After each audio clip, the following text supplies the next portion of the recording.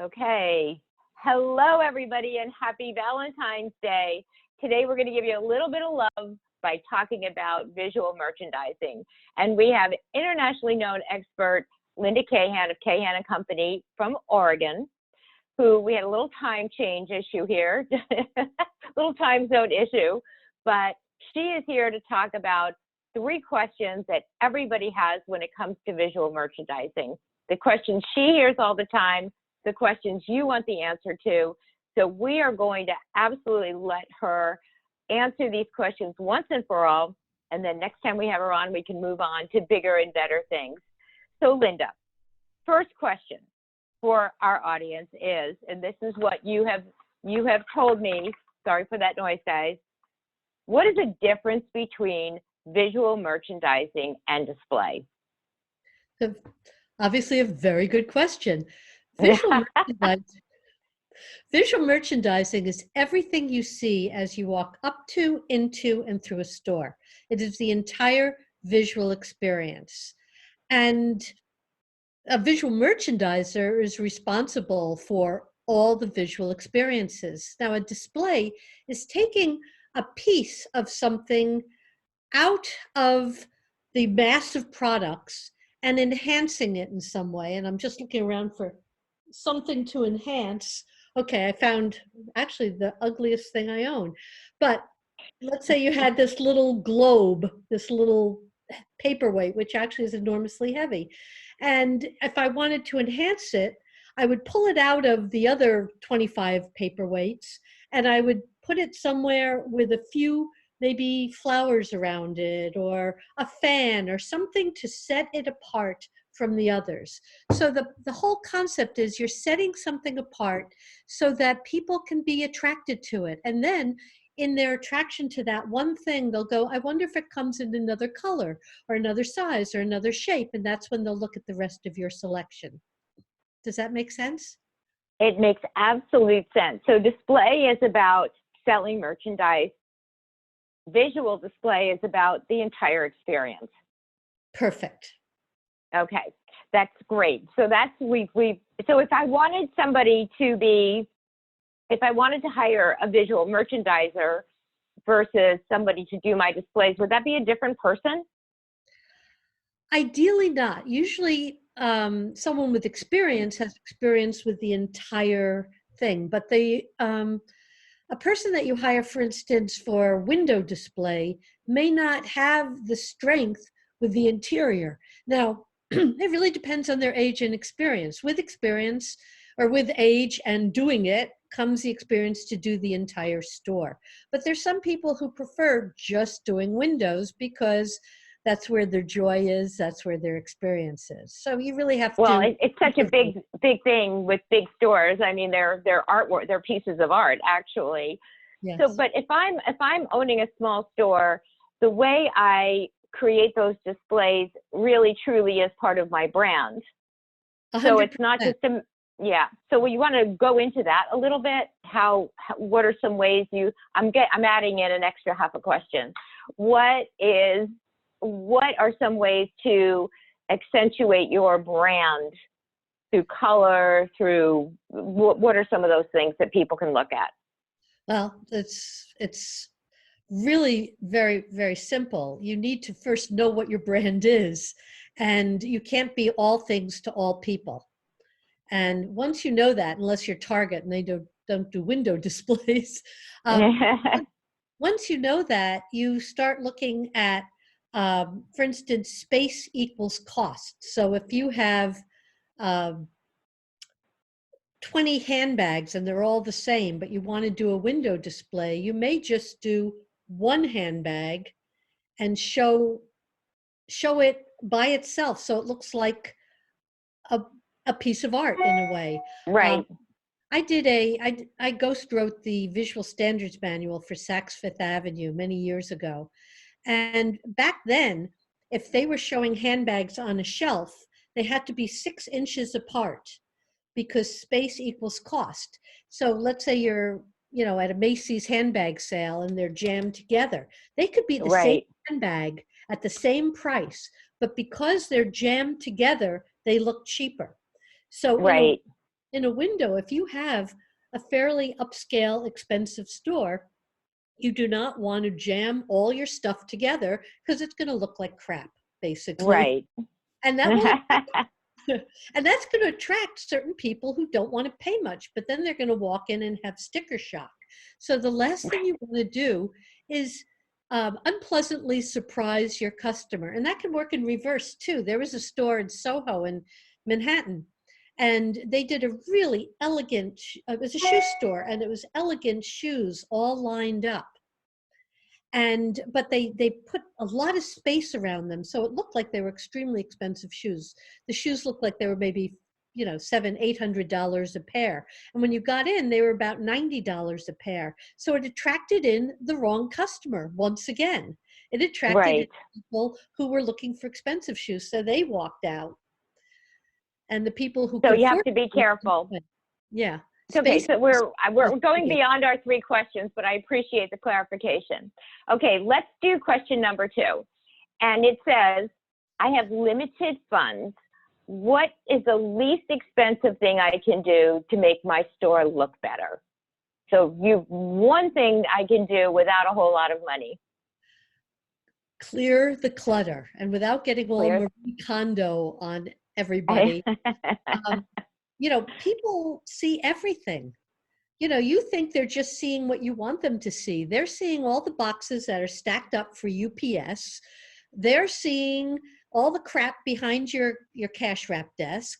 They're seeing all the little corners where you're storing things because, you know, you probably don't have enough stockroom space or whatever.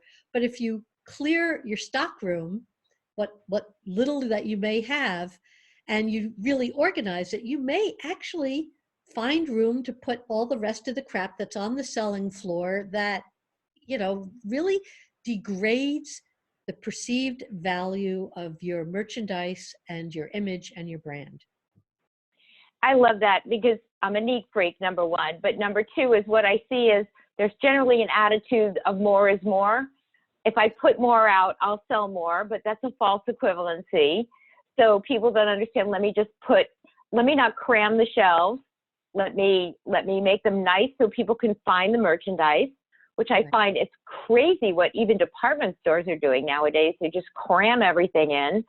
And of course, the idea that people, their cash wraps are they're horrible. They're awful. There's stuff everywhere. I don't understand. I know people work in their store every day and they don't see it any longer, but it's really awful. I think it's one of my big gripes. I couldn't agree more. And one of the first things you can do is just ask some friends to come in and some family and have them write down the first 5 things they see when they come into your store. They only have 30 seconds to do it. Just boom, boom, boom, boom. What are they seeing? And those 5 focal points define you. Because when someone That's a great tip. Yeah, thanks. Great tip. 5 people, 30 seconds. What do you see? 5 things. Love that. Okay, now let's say I have $50. Question number 3. Let's say I have $50. What can I do to attract people into my store? $50 you've got, Linda. Go. Geez, thanks for the warning, Angel. Okay. Well, it depends again on what kind of store you have. If you have a lesser expensive store, I would get helium balloons and I would just put them around. I mean, movement and color attract attention. You could even put them in the window and they'll attract attention. Yeah. I mean, it depends on what's going on. And unfortunately, helium's getting a little expensive, so that may actually use up your budget. It's getting rarer, yes.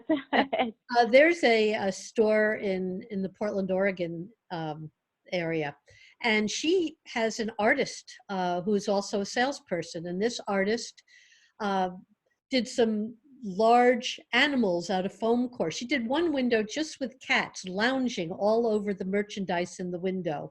She buys her window chairs and build-ups at thrift shops and just cleans them up. So she had like a cat lounging on a chair made out of foam core and just some magic marker with a piece of merchandise. She's a gift shop, so a lot of her stuff is small. So she needs larger elements to get people to notice. So, I mean, she had cats lounging all over the windows. What did she want? What'd she sell? I mean, people coming in. How much are the cats? I mean, they were just drawn and cut out in foam core. So, she sold them when the window came out. And I don't Right. know what she sold them for, but certainly a lot more than she paid for them. But I all think the balloons are wonderful. I think they're so overlooked. Balloon sculpture, balloons up of sandwich boards. Balloons are colorful. They're cheap. People love balloons. well, they're happy. They're a Yeah. celebration. I mean, it's like, whoa, look, something new is happening now. I Doesn't was walking. I was walking last night and passed the Guest store on Madison, and they took white jeans, which is amazing because it's freezing out. right. And they hung, and I'll post this picture so everybody can see it. They just hung from wires the bottom half of mannequins at different heights with white jeans on. So it was amazing, so inexpensive, and so eye-catching. Of course, it was beautifully lit, but what a wonderful window they made. What you just said makes all the difference in the world. And it's not inexpensive, but beautifully lit or even lit.